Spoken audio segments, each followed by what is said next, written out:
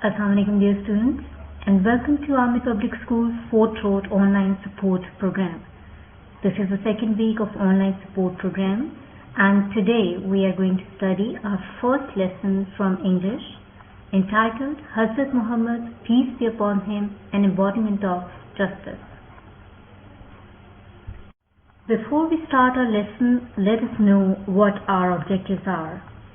You will be able to recognize and practice values and attributes of justice for peaceful coexistence, to learn meanings of unfamiliar words, to comprehend text, to identify concrete and abstract nouns and noun phrases, and finally, to revise rules of narration and conversion of sentences from direct to indirect speech. Alright students, so this is the first chapter of English textbook entitled Hazrat Muhammad, peace be upon him, an embodiment of justice.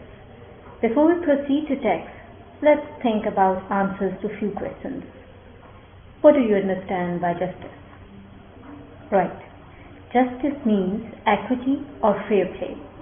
Understanding the meaning of justice on broader scale, many philosophers, theologians, sociologists, and others define justice as the proper ordering of people and things.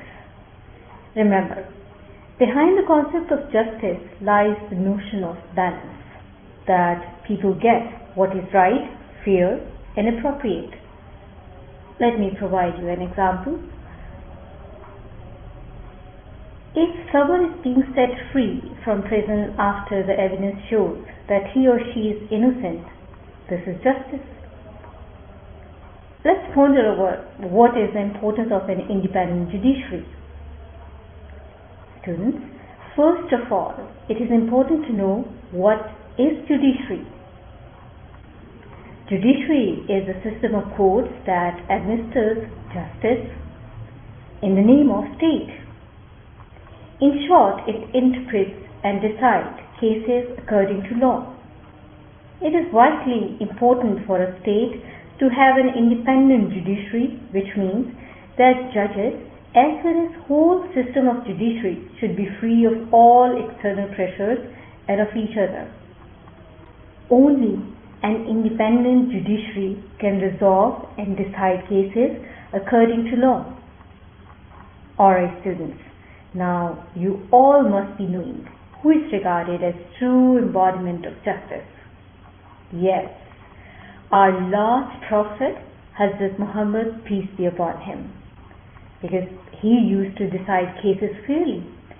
As we all know that even non-Muslims used to trust on the Holy Prophet, peace be upon him, in terms of justice, and they used to bring their cases to him to decide. This is why he is regarded as the embodiment of justice. Students, coming to the text, first paragraph gives a general view of the life of the Holy Prophet, peace be upon him, and tells us how his life is perfect example and model for those who want to attain means to achieve success in their individual and collective lives. As we can find examples regarding every aspect of life, be that moral, spiritual, or social areas of life, students, the Holy Prophet, peace be upon him, set noble ideals for all mankind to follow. Noble ideals are perfect or more suitable moral principles. We can easily find such examples from the different roles of his life. For instance, what footsteps he has left for us as a head of the state, as a trader, as a husband, as a friend, and many more. Three very important examples are given here which prove how just the Holy Prophet, peace be upon him, was.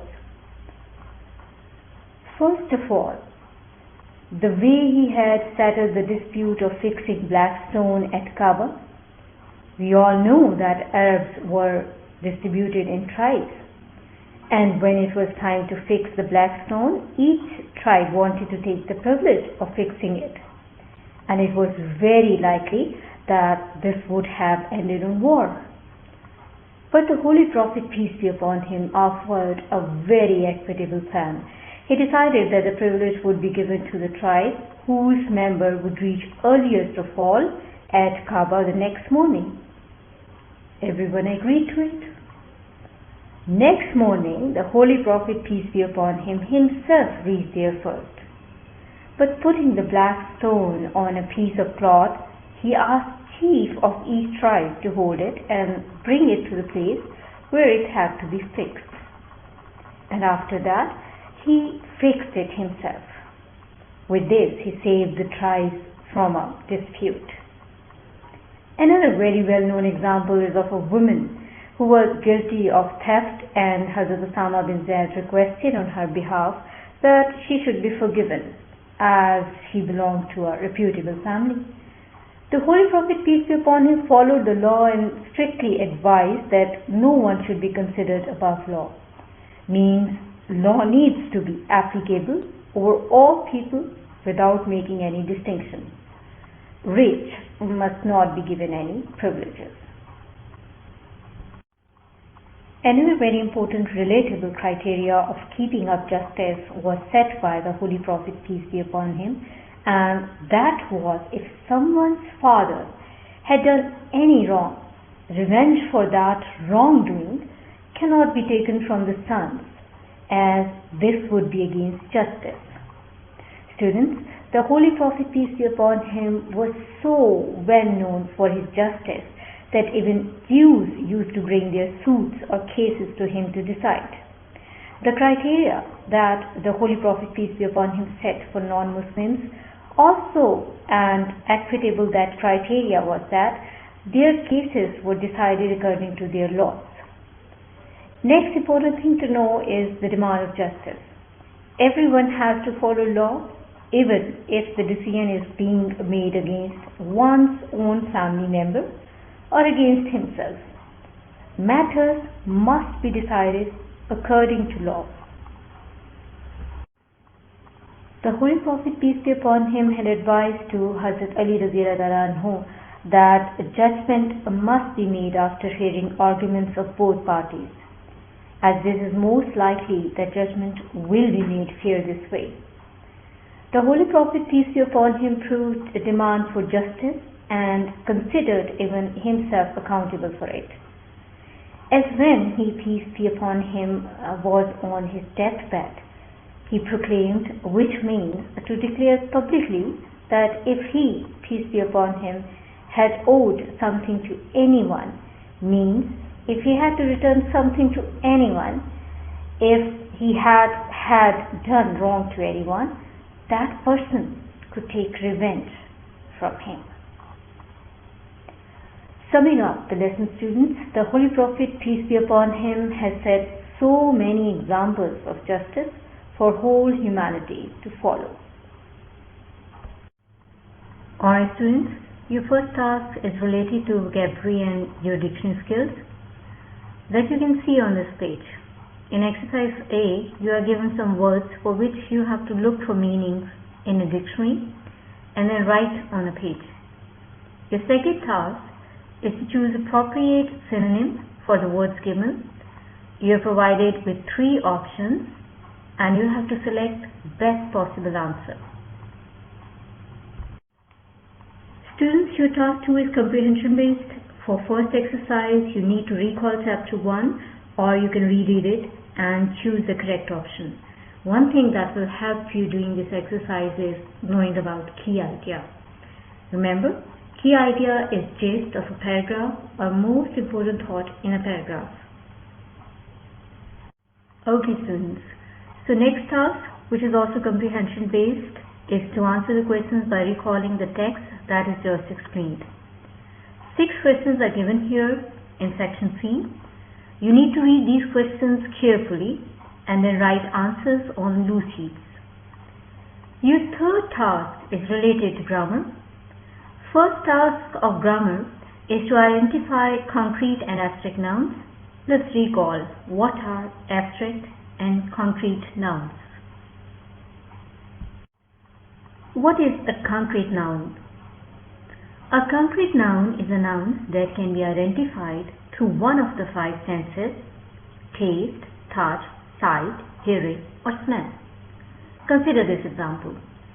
Would someone please answer the phone? In this sentence, the noun phone is a concrete noun. You can touch it, see it, hear it. Students, let's consider second example. What is that noise? Even though noise can't be touched, and the noise may even be coming from several places, you can hear the noise. So it's a concrete noun. Okay. So let's see now what is an abstract noun. An abstract noun is a noun that cannot be perceived using one of the five senses, which include taste, touch, sight, hearing, smelling. Look at the examples. We can't imagine the courage it took to do that. Courage is an abstract noun because it cannot be seen, heard, tasted, touched, or smelled. Look at the second example, which says, Alex had a fear that he would fall down. In this example, fear is abstract noun as it is something which cannot be seen or touched or heard. Next thing we are going to learn about is noun phrase. What is a noun phrase? A noun phrase is a group of two or more words that is headed by a noun, which can be a person, place, or thing. A noun phrase mostly includes modifiers, for example, the, a, of them, with her, etc. Remember, noun phrase can be a subject, object, or complement in a sentence. Also, noun phrase mostly answers the question what. Students, look at examples. The fox jumped over the lazy dog. Here, the noun phrase the fox, in this example, the is a modifier and the noun phrase the fox is the subject of the sentence. Look at the second example. I think there is a good pop song in pretty much anything. Here, the four words, a good pop song, walk together as a noun phrase. The phrase acts as a complement to the subject pronoun, there. It is a complement because it's giving more information about the subject. Look at a third example. My younger brother always feared monsters in the closet. The noun phrase monsters in the closet is acting as the object in this example. And also, we can check it through applying what question. What feared my younger brother? Monster in the closet is answer to the question, what? After knowing about noun phrases, you are supposed to underline noun phrases in the exercise C given on page 10. Alright students, next we are going to recall past indefinite and past continuous tense. The past simple shows us that an action was in the past, anything happened yesterday, a week before, last year, etc. Remember students, past simple sentences do not require any helping verb in affirmative sentences, and main verb is in past form or second. For example, my parents called me yesterday. This action happened in past time. Here verb called, past or second form of verb call. In negative and interrogative sentences, we need helping verb, which is did, and with that, present or first form of verb is taken. Look at examples. My parents didn't call me yesterday. Here, did is helping verb and call is present form of verb. Okay students, After recalling both tenses, you're supposed to do exercise D given on page 10, and you have to fill in appropriate tense. The past continuous shows us that the action was already in progress at a certain time in the past. The past continuous tense is used to describe actions that began in the past and often continued for a short period of time after the action started.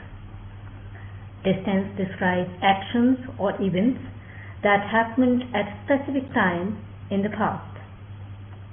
These actions are usually no longer happening at the time the sentence is being said or written. Let's look at a few examples. Alan was cutting the grass the other day when the snake appeared.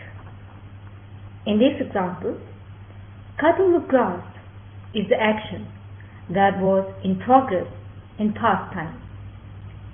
Was or were are the helping verbs with present participle, form of verb, and they are the indicators of past continuous tense. In first example, was is the helping verb and cutting is the present participle, form of the verb. Alright students, next we are going to recall past indefinite and past continuous tense. The past simple shows us that an action was in past. Alright students, next we are going to recall past indefinite and past continuous tense. The past simple shows us that an action was in the past. Anything happened yesterday, a week before, last year, etc.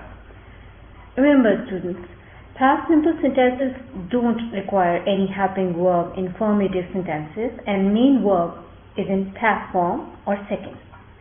For example, my parents called me yesterday. This action happened in past time. Here verb called, past or second form of verb called. In negative and interrogative sentences, we need helping verb, which is did, and with the present or first form of verb is taken. Look at the examples. My parents didn't call me yesterday. Here, did is helping verb and call is present form of verb.